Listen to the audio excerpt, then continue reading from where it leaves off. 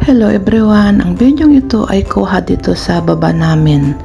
Nung papunta ako dyan sa Novotel Hotel, yung square na yan ay Novotel Hotel. Nandyan kasi nag-check-in yung nanay ni amo kong lalaki. Ito ang Novotel Hotel dito sa Citygate Outlet. Dito yan sa Tongchong Citygate Outlet Shopping Mall. Ito yung Novotel Hotel. Marami nag-check-in dito kasi malapit ang Disneyland, malapit ang papunta sa Nongping. Ito ay pupunta ako sa 10th floor kasi nandyan naka-check-in yung nanay ni amo. Yan, dito na ako sa 10th floor. Nung sinundo ko yan kasi tutulungan ko siyang maghila ng kanyang maleta dahil nag-check out na siya dyan. Ito yung 10th floor na mga lalabs. Ang ganda rin ng view sa labas. Ito, makikita yung view dito sa building kung saan ako nakatira. Yung building na yan, dyan. Coastal Skyline. Ito yung green na yon, ang shopping mall. Itong bungad yan, yung Seaview Crescent.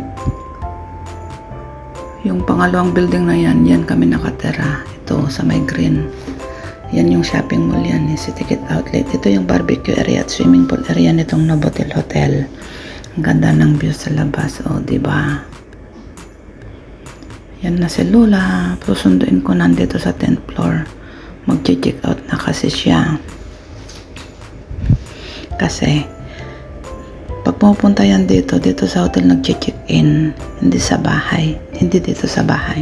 Siya na siya, oh. Ang ganda niya, diba? Malapit lang naman dito sa bahay kasi walking distance. Mga 5 minutes lang naman lakarin mula dito sa bahay. Hanggang dyan sa Novotel. Yan na siya. Check out na siya mga lalabs. Ang galing nga pag nagpupunta dito, dyan siya nag-check-in. Hindi dito sa bahay. Kasi dalawa lang naman kasi ang kwarto dito sa bahay. Kwarto ko at saka kwarto nila amo. Wala naman yung anak ni amo na sa Amerika.